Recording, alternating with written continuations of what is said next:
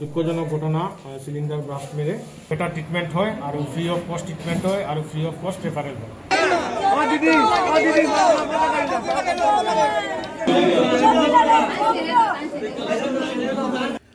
বুধবার রাতে সীমান্ত জেলা শ্রীভূমি শহরের চরবাজার এলাকায় একটি বসত বাড়িতে ভয়াবহ গ্যাস সিলিন্ডার বিস্ফোরণের ঘটনা সংঘটিত হয়েছে।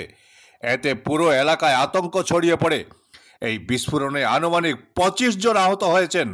গুরুতর আহতরা 18 জন। গুরুতর আহত অবস্থায় 18 জনকে চিকিৎসার জন্য অবিলম্বে শিলচর মেডিকেল কলেজ হাসপাতালে পাঠানো হয়েছে। করিমগঞ্জ সরকারি হাসপাতালে অগ্নিদগ্ধ রোগীদের জন্য প্রয়োজনীয় ওষুধ ও সরকারি অ্যাম্বুলেন্স না থাকার অভিযোগ উঠেছে।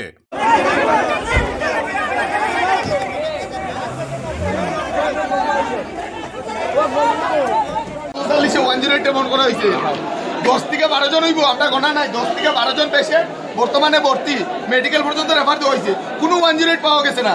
2টা প্রাইভেট অ্যাম্বুলেন্স, 3-4টে আপনার অটো আনা হয়েছে, স্কুটি করিয়া পর্যন্ত এই পেশেন্ট আনা এখন যে পেশেন্টগুলো হসপিটাল থেকে পাঠানো হোক। আর রইল ফায়ার ব্রিগেড 12 থেকে 14 জন পেশেন্ট রে এখান থেকে শিলচর পাঠানো হয়েছে সিভিল হইয়া, ওখান গিয়ে ফায়ার ব্রিগেড চরবাজার ঢুকে। এটারে যে আগুন যে লাগছে এটার মধ্যে মানে আমরা সরকারের কাছে কিছু দাবি আছে কিনা বুঝলাম না। অ্যাম্বুলেন্স এটা ফায়ার ব্রিগেডের এইটা খার, এটা যদি আমরা সময় পাই না প্রাইভেট অ্যাম্বুলেন্স আর অটোই করতে লাগে, তো এই পরিষেবা বন্ধ করে দেব।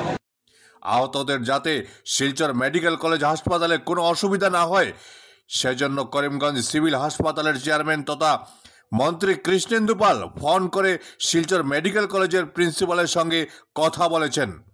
এই ঘটনার পর করিমগঞ্জ সিভিল হাসপাতালে ভিড় করেন জেলা প্রশাসনের উচ্চ পদস্থ আধিকারিকরা, বিভিন্ন রাজনৈতিক দলের নেতা ও কয়েক শতাধিক সাধারণ মানুষ।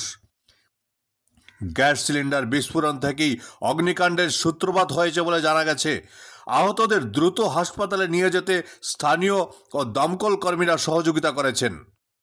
আগুনে জ্বলা একটা গ্যাস ব্লাস্ট হয়েছে, আমরা ফোন করছি, গ্যাসটার প্রথম লিক হয়েছে, আস্তে সরবাজার 23 নম্বর ওয়ার্ড গ্যাসের লিকের গন্ধ পাইলিছে। কিন্তু এই ফায়ার ব্রিগেড এখান থেকে শম্ভুজাগর মার্কেটের সামনে থেকে সরবাজার পর্যন্ত 7 মিনিট লাগে একটা ফায়ার ব্রিগেড, আর এমনি টুকটুকির আর ফায়ার ব্রিগেডের 3 থেকে 4 মিনিট। কিন্তু আমরা ফায়ার ব্রিগেড উপস্থিত পাইছি না, সরবাজার সব জনসাধারণ আছে জিগাই, একটা ফায়ার ব্রিগেডও পাইছি না, একটা অ্যাম্বুলেন্সও পাইছি না।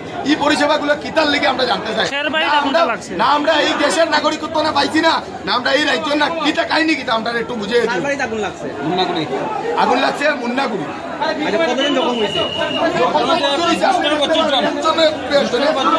আমরা গণাত নাই, বর্তমানে 3 জন মেডিকেল রেফার দিলেইছে, শৈলের অঙ্গ নাই, বহুত কিছু জ্বলি গেছে।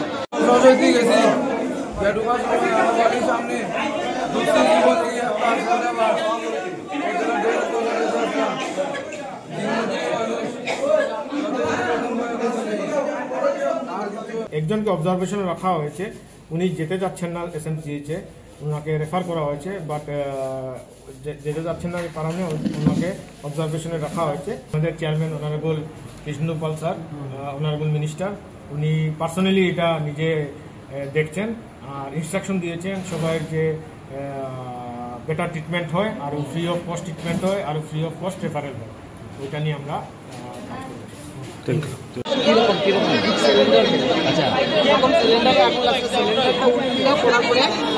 যত ঘুরছে সব মানুষের কোন জায়গায় কতজন ইনজুর্ড হয়েছিল? প্রায় 20-22 জন। ওদেরকে বর্তমানে কোথায় নিয়ে যাওয়া হচ্ছে? শিলচর।